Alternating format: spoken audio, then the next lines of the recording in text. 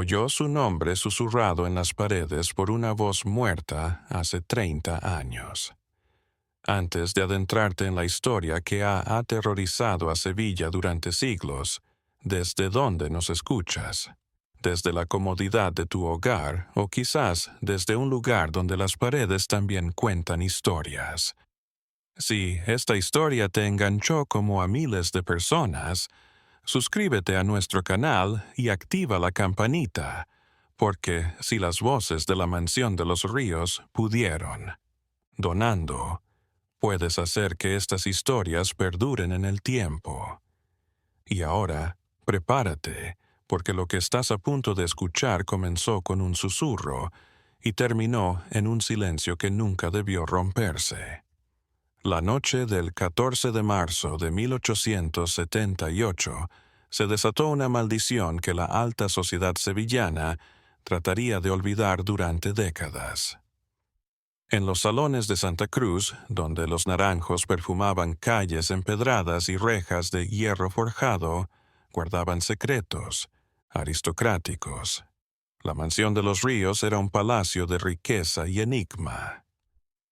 Don Ernesto de los Ríos, 42 años, curtido en la administración de negocios y posesiones en las colonias, contemplaba desde su gabinete cómo la lluvia golpeaba los cristales emplomados. La mansión, comprada hacía tan solo 6 meses, era una arriesgada inversión levantada sobre las ruinas de un antiguo convento de clausura abandonado durante la desamortización de Mendizábal.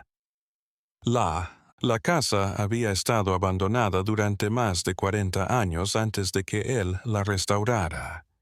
Su esposa, Isabela Montserrat de los Ríos, 25 años menor que él, se encontraba en el dormitorio principal del segundo piso. Era una mujer hermosa, pero triste, con el cabello negro recogido en un elaborado moño y ojos ámbar que parecían contener una tristeza eterna. Isabela había sido desposada en aquel matrimonio como un tratado entre viejas familias empobrecidas y nuevos ricos emergentes. Su dote había sido pequeña, pero su noble ascendencia. Aquella noche, mientras bordaba junto a la ventana que daba al patio interior con su fuente cubierta de musgo, Isabela oyó algo que le helaría la sangre para siempre. Un susurro, apenas audible como el roce de una pluma sobre el papel, pero inconfundible. Isabela soltó el bastidor desbordado. La habitación, iluminada solo por 2 candelabros de plata, quedó en silencio. Su corazón se aceleró mientras sus ojos se movían por el cuerpo, paredes empapeladas en papel floral francés. Nada, nadie. Ernesto llamó, con la voz entrecortada, pero sabía que su marido estaba 3 habitaciones más allá, en su estudio. Isabela, ven. Esta vez el susurro era más audible, como si viniera de la pared al lado de su cama. Se incorporó lentamente, sus manos presionadas contra su pecho. El fuego de la chimenea crepitaba, arrojando sombras danzantes que transformaban los muebles en monstruos. Se acercó a la pared con la mano extendida. Su mano tembló al extenderla hacia el papel pintado. El frío que desprendía era antinatural, como si al otro lado no estuviera el pasillo que llevaba al ala este de la mansión. Isabela, sé todo lo que hiciste. Un grito se ahogó en su garganta, corrió hacia la puerta, cruzó el pasillo alfombrado y casi se abalanzó sobre el estudio de Ernesto. Cuando entró en la habitación, su marido la encontró blanca como la cera, temblando. Las paredes, dijo Isabela, agarrándose a las solapas de la levita, de su esposo. Las paredes susurran, saben mi nombre. Ernesto, el hombre práctico del mundo de los negocios y las finanzas, la guió con firmeza de regreso a la habitación. Revisó cada parte, cada pared. Golpeó el yeso con los nudillos, buscando puntos débiles. Nada. Las paredes eran sólidas, recién restauradas. «Son tus nervios, hija», dijo condescendiente mientras le vertía un vaso de agua con láudano. «Es una casa antigua, hace ruidos, el viento, música, las tuberías».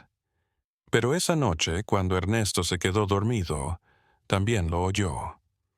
«Ernesto, tus pecados los conozco». Se sentó de golpe en la cama. La habitación estaba oscura, la luz de la luna filtrándose a través de las cortinas de terciopelo. Isabela dormía a su lado, su respiración tranquila por el laudanum, por los tratos sucios, por el dinero manchado de sangre. Todo lo sabía. El murmullo llegaba de todas partes, de ninguna. Ernesto se levantó de un salto, encendió todas las velas que encontró. Sus manos temblaban. El que había desafiado tormentas en el Atlántico, el que había regateado con tahúres en puertos lejanos, tenía miedo. No era el viento, no eran las tuberías. Algo en esa casa estaba vivo y sabía sus secretos. La mañana siguiente amaneció gris y amenazante sobre Sevilla. Ernesto llamó a Carmen, el ama de llaves, una mujer corpulenta de 50 años que había aceptado el trabajo a regañadientes. Carmen había trabajado para los Mendoza antes, pero necesitaba el buen sueldo que pagaba don Ernesto. Carmen le preguntó mientras desayunaban en el comedor con vistas al jardín descuidado. «¿Ha oído ruidos en esta casa?» La ama de llaves miró su taza de café con leche. Sus dedos, rugosos por años de trabajo, apretaron el asa de porcelana. «Don Ernesto, hay cosas en esta casa que es mejor no despertar». «¿Qué quiere decir con eso?» Carmen respiró hondo. Antes de que la compraran, cuando todavía trabajaba para los Mendoza, oí hablar. Este lugar era un convento de monjas clarisas. Hubo un escándalo en 1835, justo antes de que lo cerraran. Se decía que una de las monjas se detuvo como si nombrar música pudiera conjurar algo horrible. «Siga», ordenó Ernesto. Cuentan que una monja fue emparedada viva. Por herejía o por violar sus votos, nadie lo sabe con certeza. Pero los trabajadores que lo restauraron el año pasado, 3 de ellos renunciaron. Decían que oían lloros. Isabela, que había. Descendió a desayunar, pálida y ojeras hundidas, y dejó caer su cuchara de plata en el plato. «No», dijo Ernesto, pero su voz no era convincente. Esa tarde fue a investigar ella misma. Bajó a los sótanos de la mansión con un farol de aceite y determinación. Los sótanos habían sido restaurados, pero aún mantenían la estructura original del convento. Techos abovedados, columnas de piedra, el frío húmedo que se metía en los huesos. En la parte trasera, tras estanterías de vino, descubrió una puerta de madera deteriorada que no recordaba haber visto en los planos de la casa. La empujó. El crujido de los goznes sonó como un lamento. Al otro lado, una celda pequeña de no más de 2 metros cuadrados. Las paredes de piedra desnuda estaban arañadas, como si alguien hubiera tratado de abrirse camino a través de ellas con las uñas. En el suelo, medio cubierta de polvo y escombros, algo brillaba. Se agachó y lo levantó. Era un rosario. De cuentas negras y al cuello una pequeña cruz de plata, con la inscripción casi borrada. Sor Teresa María, 1835. Un susurro resonó en la celda como si alguien estuviera de pie a su lado. «Encontraste mi tumba». Ernesto huyó de allí, el rosario todavía en la mano, el corazón latiendo en su pecho como un animal enjaulado. Aquella noche los murmullos se intensificaron, no solo en el dormitorio principal, sino en toda la mansión, en la biblioteca, en el salón, en los corredores, voces que rezaban en latín, que reían como niños, que lloraban como desesperados. Isabela no pudo dormir. Música. Se sentó en la cama, abrazando sus rodillas mientras las lágrimas corrían por su rostro. «¿Sabe lo que hice?», susurró a Ernesto. La voz ya sabe lo del bebé. Ernesto se giró hacia ella, confundido. «¿Qué bebé?». Pero Isabela solo lloraba, balanceándose hacia adelante y hacia atrás. El susurro continuaba en las paredes. «Los secretos nunca mueren. Los secretos nunca mueren».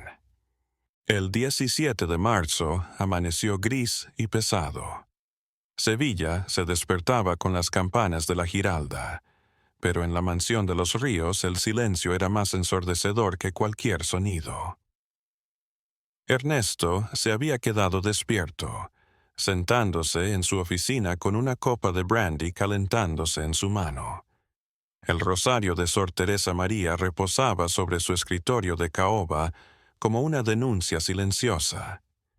Isabela se había quedado dormida al amanecer, agotada de tanto llorar y terror. Sus palabras de la noche anterior resonaban en la mente de Ernesto. Ya sabe lo del bebé. ¿Qué bebé? Estaban casados desde hacía 2 años y no tenían hijos. Como siempre, Carmen llegó temprano, pero con una noticia inquietante. 2 de las jóvenes sirvientas, Lucía y Amparo, habían huido de la mansión por la noche, dejando atrás sus pertenencias y un mes de salario sin cobrar. En la cocina, Carmen descubrió una nota escrita con mano temblorosa. «No podemos quedarnos. Las voces nos llaman por nuestros nombres. Conocen cosas que nadie debería de saber. Dios los bendiga». Ernesto apretó el papel con rabia impotente. La casa, su orgullo, su trofeo, se estaba transformando en su prisión. Don Ernesto Carmen se aproximó cauteloso.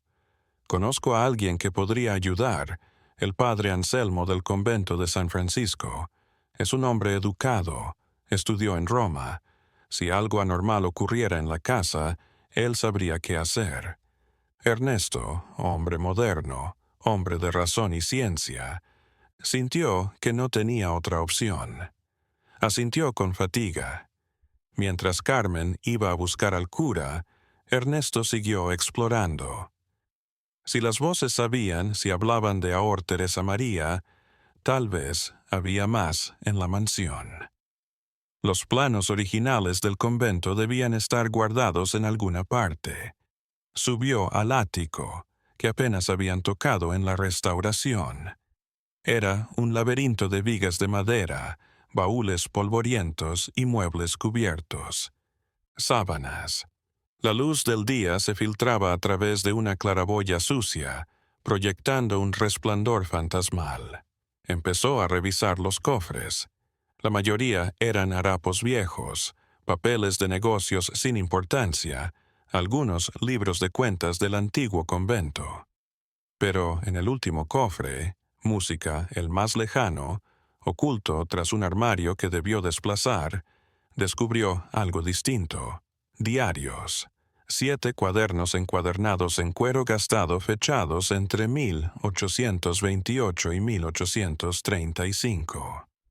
La escritura era hermosa, pero entrecortada en algunos puntos, como si hubiera sido realizada en momentos de gran angustia o bajo presión.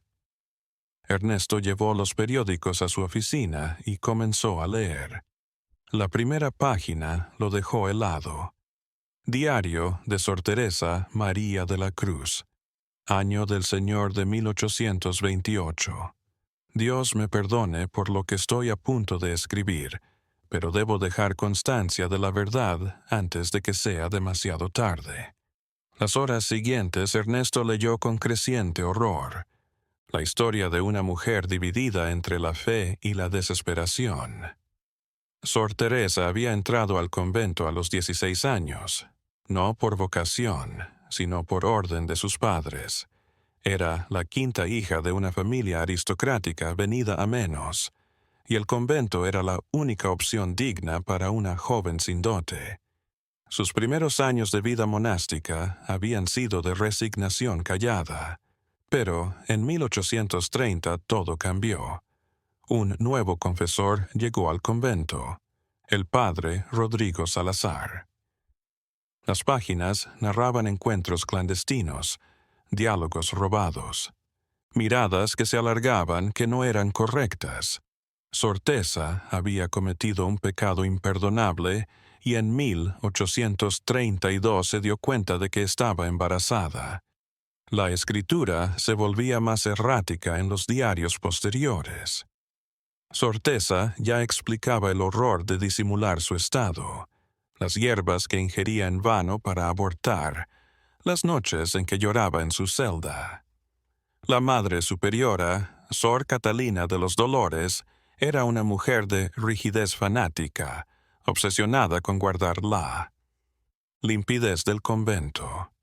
En abril de 1833, Sor Teresa dio a luz en secreto con la única ayuda de otra joven monja llamada Sor Beatriz.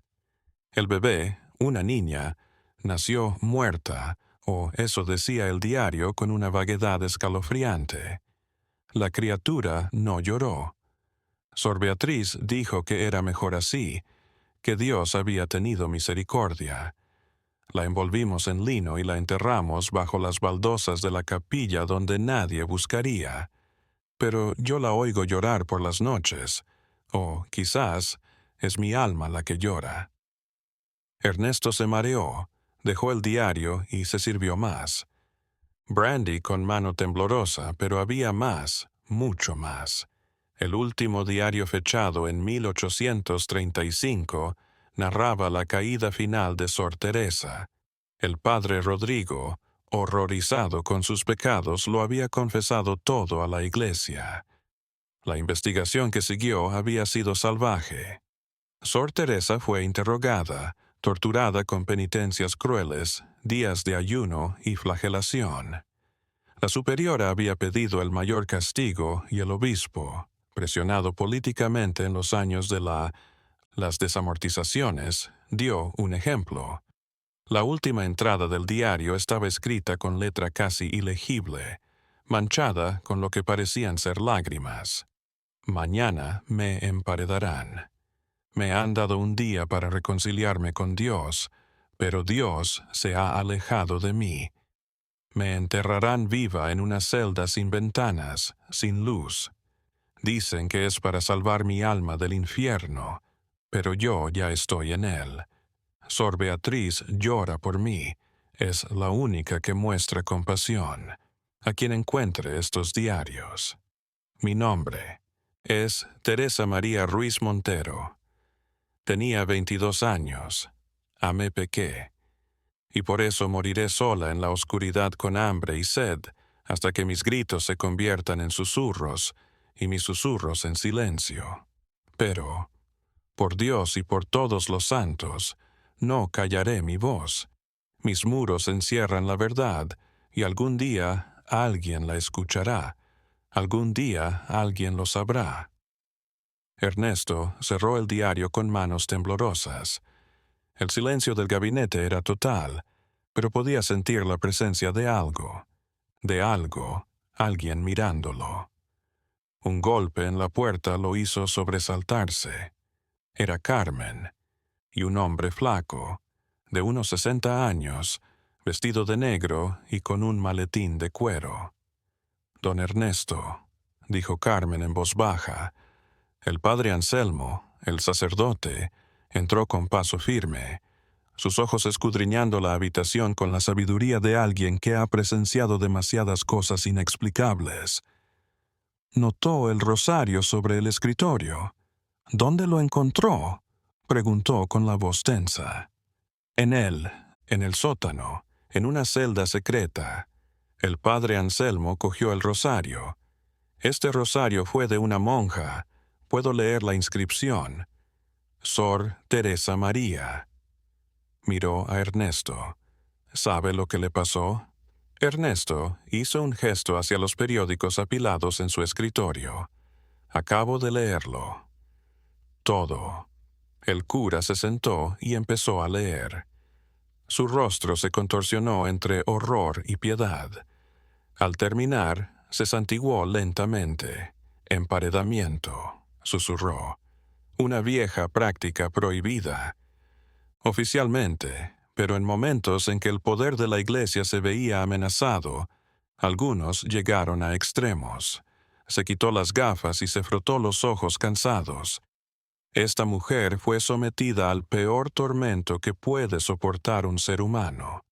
Morir de hambre y sed en total oscuridad, con la certeza de que la muerte tardaría días o semanas. Y ahora nos habla, dijo Ernesto, a mí, a mi esposa, a las sirvientas, sabe cosas, secretos. El padre Anselmo asintió lentamente. Los muertos sin paz, en particular, los que murieron en gran agonía e injusticia a veces no quedan como fantasmas folclóricos, sino como ecos atrapados en el lugar de su tormento. Y si esta casa se construyó sobre el lugar de su muerte, entonces un grito desgarrador vino del segundo piso. Isabela, Ernesto y el cura subieron corriendo las escaleras. Encontraron a Isabela de pie en medio del dormitorio, apuntando con el dedo tembloroso a la pared. En el papel tapiz, emergiendo lentamente, como si fuera escrito con tinta invisible, había palabras: tu secreto, tu bebé, tu culpa. Isabela se dejó caer en los brazos de Ernesto, llorando sin control. Lo sabe. ¿Sabes qué hice antes de casarme contigo, Ernesto? Estaba embarazada de otro hombre. Mi familia me hizo tomar hierbas, deshacerme de él, y lo hice. Asesiné a mi propio hijo antes de nacer. El padre Anselmo miraba la pared, su rostro serio. Las palabras se desvanecían, pero el mensaje se había grabado. Ella ve en vosotros sus propios pecados, dijo el sacerdote en voz baja. Música. Trata no solo de ser escuchada, sino comprendida. Ernesto abrazó a su esposa temblorosa, el peso de sus propios secretos comerciales, las decisiones cuestionables que lo habían enriquecido. «¿Qué hacemos, padre?», dijo con la voz quebrada. El cura miró hacia la ventana. Las sombras vespertinas se extendían sobre Sevilla. Primero hay que ubicarlo, su cuerpo, y darle el descanso que le fue negado hace 43 años. Pero en las paredes algo nuevo se agitaba, algo más oscuro, algo más peligroso. Demasiado tarde, demasiado tarde. Ahora todos lo sabrán. La noche sevillana se cerraba con una oscuridad espesa, como si las nubes hubieran tejido una bóveda sobre la ciudad. El padre Anselmo se había instalado en la biblioteca de la mansión, rodeado de libros sagrados, velas bendecidas y agua bendita que había traído en su maletín. Era un hombre metódico, formado en el Vaticano para resolver casos que la Iglesia prefería no divulgar. El emparedamiento, explicaba desplegando los planos originales del convento sobre la mesa de lectura. Se solía llevar a cabo en sitios designados. Necesitaban acceso para meter a la víctima, pero luego sellar todo. Normalmente se construía en muros gruesos, entre habitaciones o en sótanos. Ernesto, que había calmado a Isabela con más láudano, observaba los planos con cuidado. Carmen había traído té y pastas música que nadie probó. La tensión llenaba el aire. «La celda que descubrí en el sótano», dijo Ernesto señalando una parte del mapa, «no está en este mapa». El padre Anselmo se acercó acomodándose los lentes. «Exacto, porque se edificó tras estos planos o se omitió intencionalmente en los archivos. Sus dedos recorrieron el pergamino amarillento. Mire esto. Este pasillo del sótano termina en una pared, pero por las dimensiones del edificio debería de seguir por lo menos 5 metros más. Un lugar secreto, susurró Ernesto. Justamente lo fueron a investigar en el momento a pesar de la hora. Carmen se empeñó en seguirlos con una lámpara de aceite extra. He visto demasiado en esta casa como para quedarme sola arriba, dijo con firmeza. Bajaron a los sótanos, sus pasos ecoando en las bóvedas de piedra. El aire era pesado y olía a tierra mojada. Y algo más, algo repugnante que nadie quería llamar. Se acercaron a la puerta de la celda que Ernesto había descubierto días atrás. El rosario había desaparecido, pero las marcas de arañazos en las paredes parecían más oscuras bajo la luz vacilante de las lámparas. «Ayúdeme», ordenó el padre Anselmo, golpeando rítmicamente las paredes con los nudillos. El sonido variaba ligeramente en función de la densidad de la piedra. Ernesto se sumó a él mientras Carmen sostenía las lámparas en alto. En la pared del fondo, el sonido se transformó, más vacío, más profundo. «Aquí», indicó el sacerdote, «hay un espacio detrás». Ernesto volvió a subir corriendo y regresó con herramientas, un mazo, un cincel, una palanca. Empezó a trabajar en la pared, el sudor empapando su camisa a pesar del frío del sótano. El yeso se desprendió, dejando al descubierto ladrillos antiguos debajo. Golpeó de nuevo, con una necesidad que no podía explicar. Tras casi una hora de arduo trabajo, consiguió hacer un agujero lo suficientemente grande como para pasar. Una lámpara. El padre Anselmo se acercó cauteloso y alargó la lámpara por el agujero. Lo que vio hizo que incluso ese hombre, endurecido en exorcismos y casos de posesión, retrocediera. Su rostro pálido. Madre de Dios.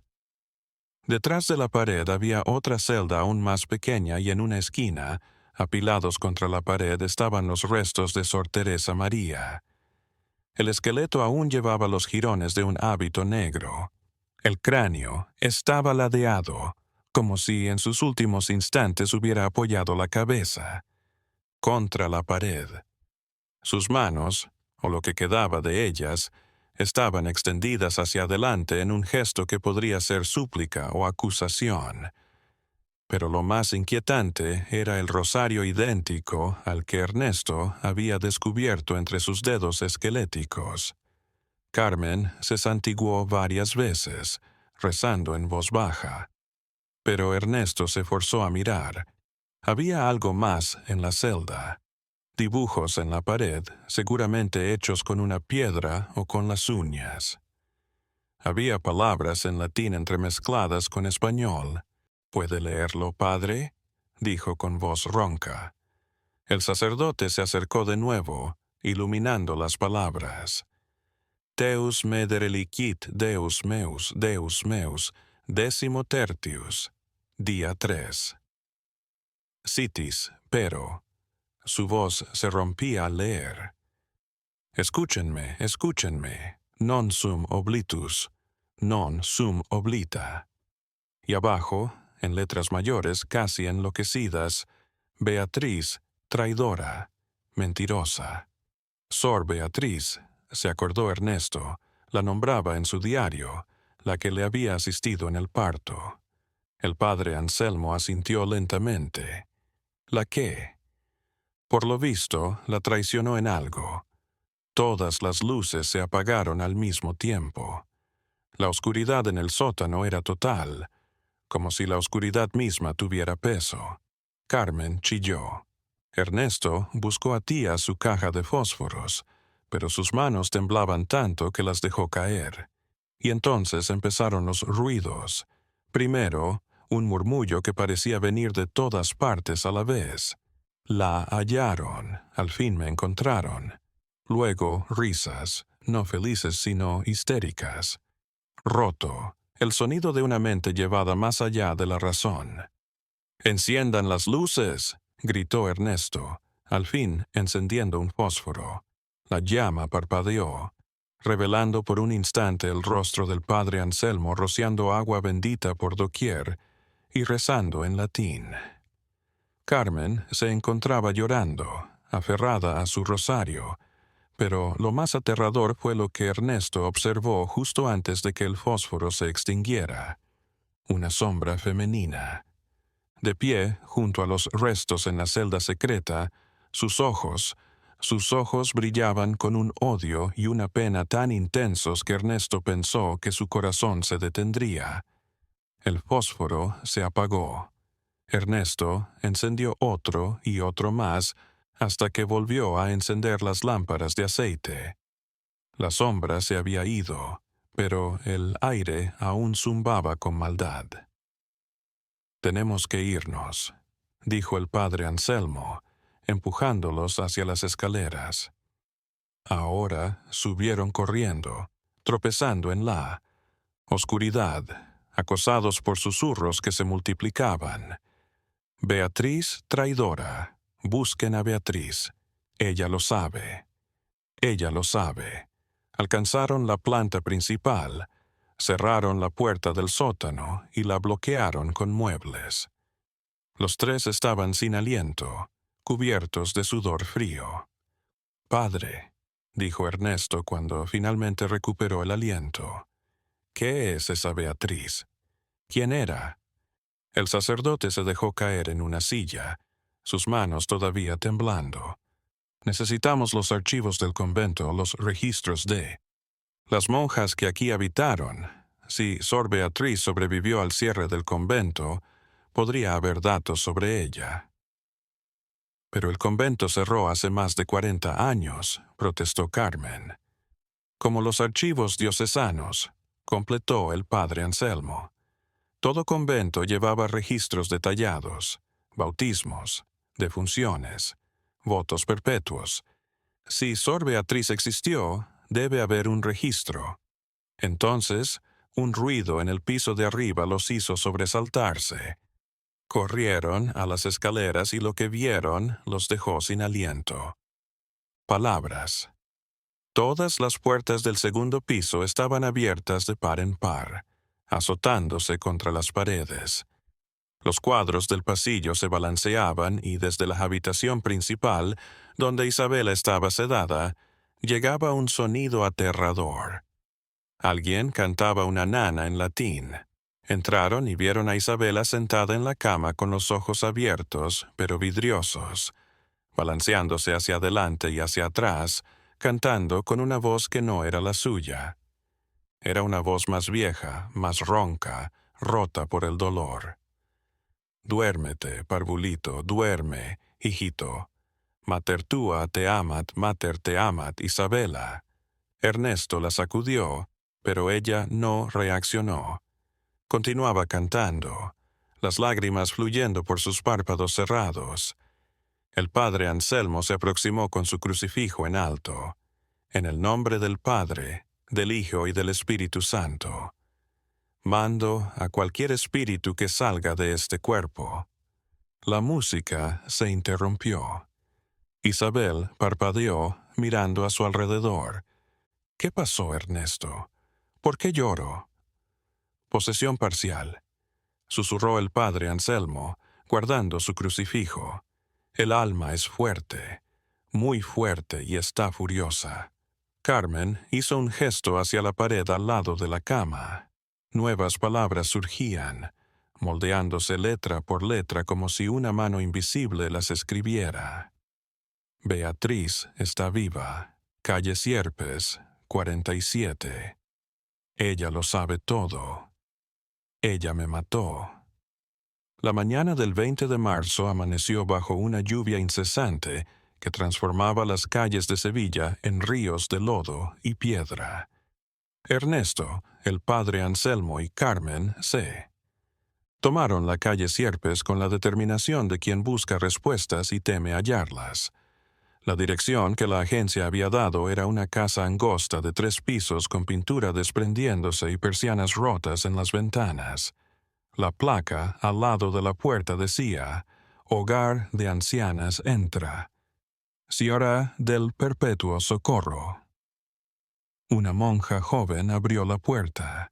Su semblante se sorprendió al ver al padre Anselmo con sotana y autoridad eclesiástica.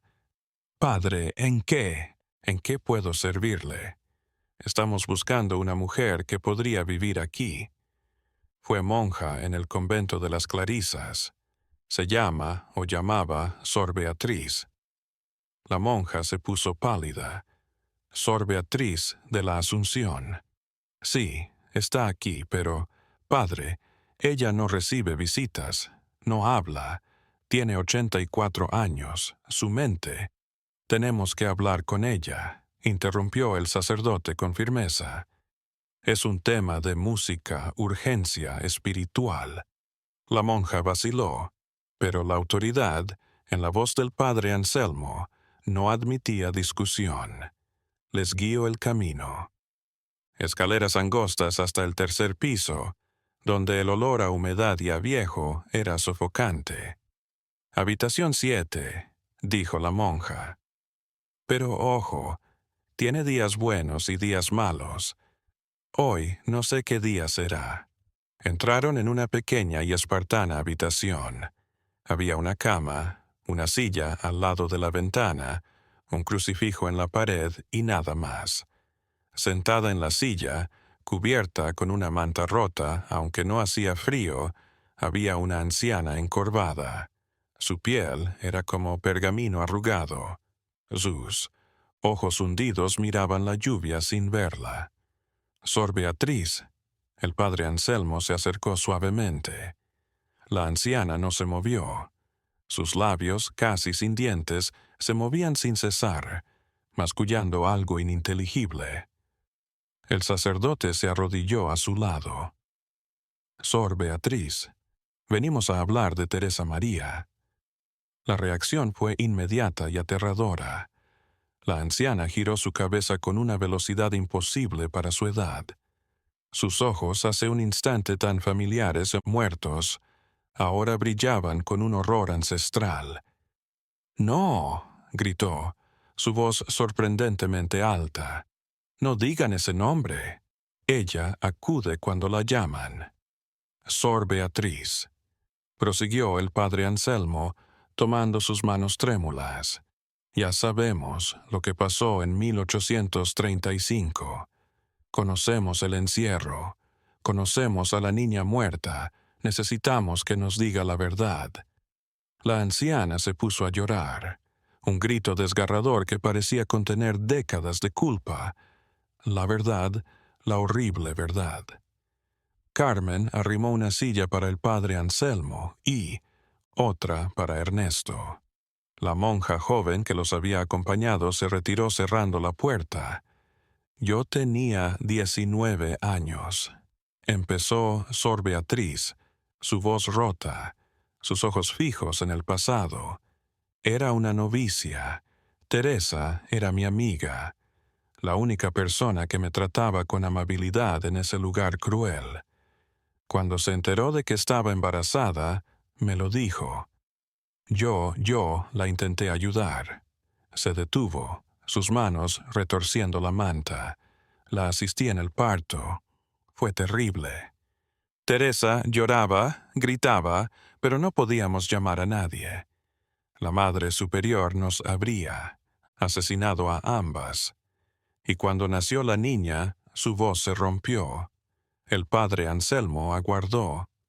La niña respiraba, murmuró Sor Beatriz, y las palabras cayeron como piedras en el silencio de la habitación. Era pequeña, débil, pero respiraba. Lloraba con el llanto tierno de los bebés. La sangre de Ernesto se congeló. ¿Qué hizo? Yo le dije a Teresa que había nacido muerta. Le puse la mano en la boca y en la nariz a la criatura hasta que dejó de moverse y la enterramos. Las baldosas de la capilla. Carmen se santiguó varias veces. El padre Anselmo cerró los ojos y respiró hondo. ¿Por qué? Preguntó con la voz ronca. ¿Por qué lo hizo? Porque era lo mejor, exclamó Sor Beatriz con repentina pasión. ¿Qué clase de vida podría haber llevado esa cosa, hija ilegítima de una monja y un cura, marcada por el pecado antes de respirar? Le dio una muerte rápida en lugar de una vida de vergüenza. Pero, Teresa, empezó Ernesto. Teresa intuyó, no de inmediato, pero con él. Tiempo me miraba con esos ojos culpables. Decía que oía a la niña llorar por las noches, que la veía en sueños, se estaba volviendo loca. La amenazaba con sus susurros y sus lágrimas nocturnas. La anciana se balanceó en su silla, abrazándose a sí misma. Cuando el padre Rodrigo confesó, yo también fui interrogada. Y Dios me perdone. Les dije que Teresa había asesinado a la niña, que la había sofocado ella misma, que era una hereje, una asesina de inocentes. El silencio que siguió tan espesa que parecía sólida. Por su palabra dijo el padre Anselmo, despacio. Teresa fue emparedada. Sor Beatriz asintió, las lágrimas cayendo por sus mejillas arrugadas. La oí gritar durante días. La celda estaba al lado de mi habitación. Oía sus ruegos, sus sedientos gritos, sus plegarias convertidas en maldiciones y luego el silencio, pero nunca el silencio real, porque desde entonces durante 43 años la oigo en mi mente cada noche, cada maldito día. ¿Por qué no lo admitió?, preguntó Ernesto. ¿Por qué mintió? Lo intenté, gritó la anciana. Cuando se cerró el convento fui a ver al obispo. Le conté todo, pero dijo que el revuelo había muerto, que desenterrar esos huesos causaría más daño que bien. Me impuso silencio eterno y me desterró aquí, a esta cárcel disfrazada de caridad, donde he purgado mi culpa durante más de 4 décadas. Se volvió hacia el padre Anselmo con mirada suplicante. Ella lo mandó. Teresa, ¿está ahí? Como respuesta, la temperatura de la habitación se desplomó. El aliento de todos se hizo visible. El crucifijo en la pared se balanceó y allí estaba. No era un fantasma flotante y transparente como en las historias. Era una silueta oscura, una sombra femenina de pie junto a la ventana. Música. Y cuando habló, su voz no se escuchó en el aire, sino en sus mentes. 43 años esperé. 43 años en la oscuridad, muriendo de sed, mordiendo mis propias manos hambrientas, enloqueciendo. Y tú viviste, envejeciste, comiste, bebiste, respiraste aire. Sor Beatriz se encogió en su asiento gimoteando. Lo siento, lo siento. Tu arrepentimiento no me devuelve la vida, no me devuelve a mi hija, no me borra mis noches de gritos. La sombra se acercó. El padre Anselmo se interpuso con su crucifijo en alto, pero una fuerza invisible lo apartó. Pero hay algo que puedes hacer, Beatriz. Puedes acompañarme, puedes conocerla. Oscuridad como yo la conocía, sed, hambre, terror. ¡No!, gritó Carmen abrazándose a Ernesto. El padre Anselmo se puso en pie, sangrando por un tajo en la frente, pero con renovado vigor. Empezó a rezar el exorcismo en latín, su voz resonante. La sombra se estremeció como si las palabras la hirieran. Tus rezos no la salvarán. Su pecado es demasiado grande, su deuda demasiado profunda. ¡Teresa María!, gritó el padre Anselmo. Escúchame. Tu dolor fue real, tu injusticia fue real, pero sentenciará. Esta mujer no te dará paz, solo te hará seguir en el ciclo de dolor. Paz. ¿Qué sabes tú de paz, cura? Hombres como tú me sentenciaron. Hombres santos que se escandalizaron de mi amor, pero no de su hipocresía. Tienes razón, dijo el padre Anselmo bajando su crucifijo. Tienes razón. Lo que te hicieron fue atroz, pero mírate ahora. Te has convertido en lo que más temías, una asesina. ¿Cuántas almas has aterrorizado en esa casa? ¿Cuántas vidas has roto con tus zurros? La sombra se detuvo. Por primera vez pareció vacilar. Ernesto se adelantó, reuniendo todo su valor. Mi esposa, dijo con la voz entrecortada, perdió a su bebé, no porque quisiera, sino por el bien de su familia. Carga con la culpa cada día. Cuando revelaste sus secretos, casi la destruyes. Eso, justicia. La sombra se giró. Vosotros, los vivos, jugáis con vidas, creáis vida.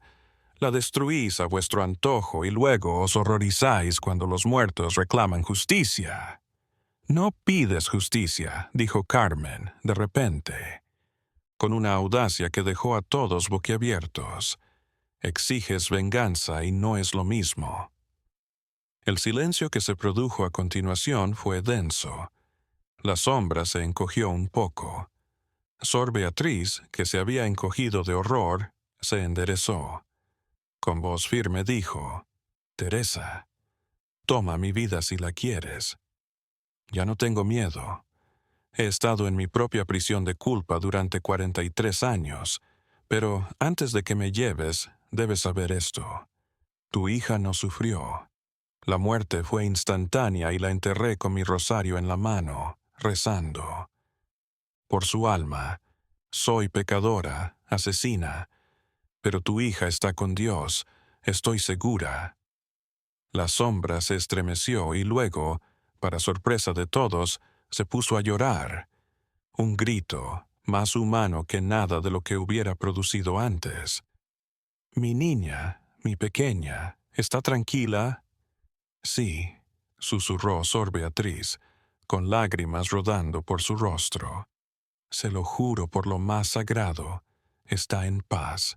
La sombra empezó a desvanecerse, a hacerse menos intensa, menos amenazante, y antes de desaparecer por completo, susurró, «Entonces, tal vez, solo tal vez, yo también pueda encontrarla». La habitación volvió a su temperatura normal. El crucifijo dejó de oscilar. Sor Beatriz se dejó caer en su silla, agotada, pero extrañamente tranquila. «Se fue», susurró el padre Anselmo. «Pero no para siempre. Necesita un entierro adecuado. Sus restos deben ser bendecidos y su historia debe ser contada». Ernesto asintió, pero algo había cambiado. Teresa, María, había perdonado cuando. Podría haber buscado venganza. Ahora les tocaba a ellos corresponder a esa gracia. Los días siguientes fueron un torbellino de preparativos en secreto. El padre Anselmo, haciendo valer su autoridad religiosa y unos cuantos arreglos clandestinos en el arzobispado, consiguió un entierro privado en el cementerio de San Fernando. La versión oficial era que se habían descubierto restos antiguos durante unas reformas en una propiedad privada, lo cual era cierto en parte. Ernesto contrató a obreros de confianza para desenterrar los restos de Sor Teresa María de su tumba amurallada. Fue lento, reverente. Cuando desenterraron el esqueleto completo envuelto en lino bendecido, Ernesto sintió horror y tristeza. Esta mujer había muerto sola y en la oscuridad por amar. Isabela se negó a perderse un solo momento. Desde que lo había conocido, algo se había movido en su interior. La culpa que había llevado por su propia. El aborto forzado no había desaparecido, pero ahora lo entendía. Ya no era un secreto que la atormentaba, sino una cicatriz que podía reconocer y curar. Ella y yo somos lo mismo, le dijo a Ernesto una noche mientras veían los preparativos desde la ventana, castigadas por elecciones que nunca tuvimos. La boda tuvo lugar al amanecer del 28 de marzo. La niebla aún envolvía Sevilla en su manto gris. Además de Ernesto, Isabela, el padre Anselmo y de Carmen, solo había otra persona allí, Sor Beatriz, que había insistido en venir a pesar de su edad y debilidad. El ataúd sencillo de madera fue bendecido. El padre Anselmo rezó las oraciones. Pero antes de cerrarla, Sor Beatriz se acercó con pasos vacilantes. De su bolsillo sacó algo envuelto en tela. Era el rosario que había colocado en la tumba de la bebé hacía 43 años y que había desenterrado en secreto días antes. «Teresa», susurró la anciana colocando el rosario entre los huesos de las manos. «Lleva esto a tu hija.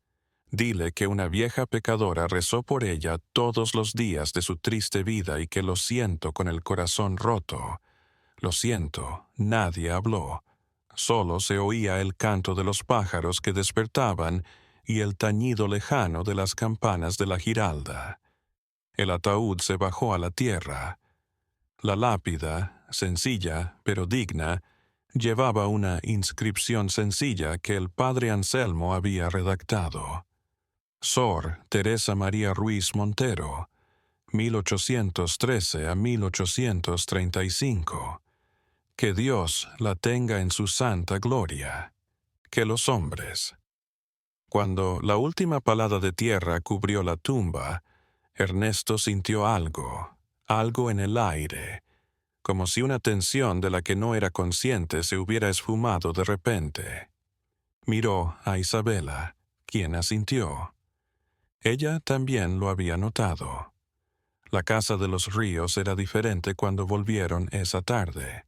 Seguía siendo vieja, con sus crujidos y sombras naturales, pero el peso agobiante se había ido. Las paredes eran solo paredes, los pasillos solo pasillos. Pero aquella noche, al ir a acostarse, Ernesto encontró algo sobre su almohada. Una flor seca de naranjo, del tipo que crecía en el antiguo huerto del convento. Junto a ella, en el polvo de la mesita de noche, garabateadas con lo que parecía un dedo fino, había 2 palabras: gracias, perdón. Ernesto no enseñó el recado a nadie. Guardó la flor entre las páginas de uno de los periódicos de Teresa María que había guardado, pero mantenía escondidos. Algunos secretos, pensó, merecían ser recordados pero no explotados. Los meses que siguieron trajeron pequeños pero importantes cambios. Isabela empezó a colaborar en secreto con el padre Anselmo en un proyecto para apoyar a jóvenes vulnerables, dándoles el refugio y las oportunidades que ella nunca tuvo. No hablaban abiertamente de lo que habían vivido, pero su empatía era sincera, profunda. Ernesto, en tanto, empezó a cuestionar sus prácticas de negocio. Los negocios turbios que Teresa María había revelado pesaban en su conciencia. No podía cambiar el pasado, pero podía influir en el futuro.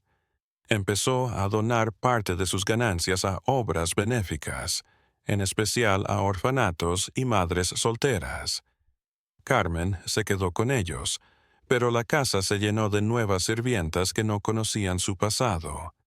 La casa volvió a estar viva, llena de risas, voces, pasos apresurados. Se transformó en lo que siempre debió ser, un hogar, no una tumba. Sor Beatriz sobrevivió apenas 3 meses al entierro. Murió en paz, durmiendo en su silla junto a la ventana. El padre Anselmo, que la atendió en sus últimos días, cuenta que sus últimas palabras fueron: «Veo a Teresa y está sonriendo». Fue sepultada en el mismo cementerio que Teresa María, pero no a su lado. Hay ciertas distancias que, por mucho que el perdón las reduzca, jamás podrán ser borradas.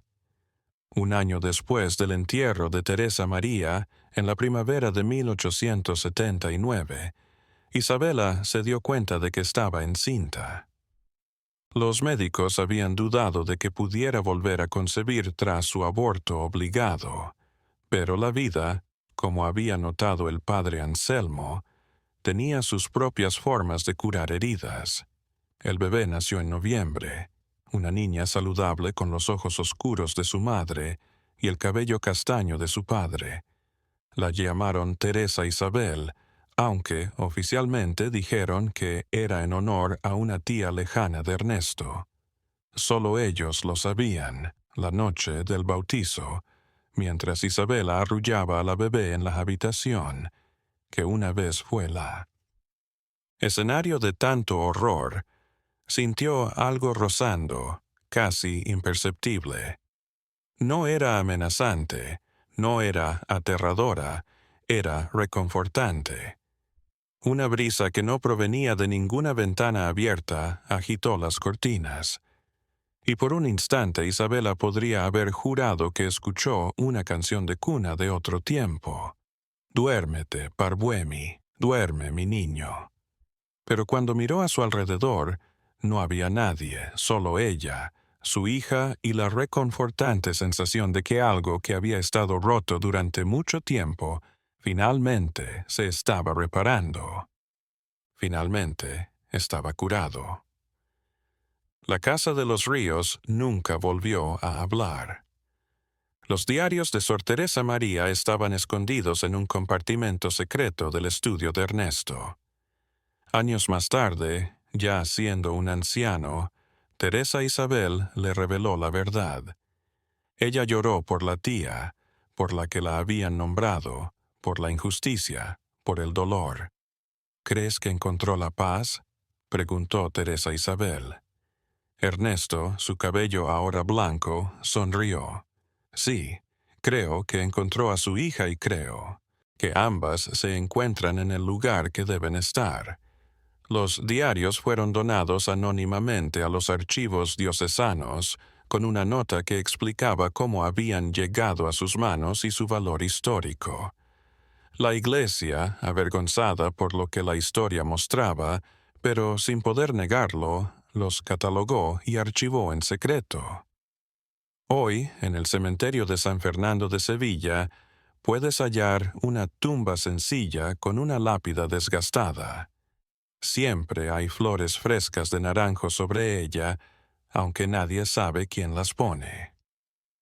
Los lugareños dicen que en las noches de luna llena se puede escuchar una canción de cuna en el aire, pero no da miedo, es suave, dulce, rebosante del amor que la muerte no pudo matar. La mansión de los Ríos todavía está en pie, aunque ha cambiado de manos muchas veces en los últimos 150 años.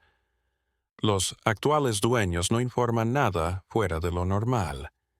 Es solo una casa antigua y preciosa en el centro de Sevilla, con paredes tan gruesas que podrían hablar, pero prefieren callar. ¿Por qué? Algunos secretos, una vez revelados y respetados, pueden descansar en paz. Y por las noches, cuando el viento mecía las calles de Santa Cruz con aroma a azahar, jurarías oír un susurro, pero no es una amenaza. Es solo el eco de una mujer que finalmente encontró su voz, contó su verdad y fue escuchada. Y eso, en última instancia, es todo lo que cualquiera de nosotros desea: ser escuchados, comprendidos y recordados no por nuestros pecados, sino por nuestra humanidad. Las voces en las paredes se silenciaron, pero su historia, su enseñanza de misericordia, perdón y justicia, resuena y siempre resonará. Sí,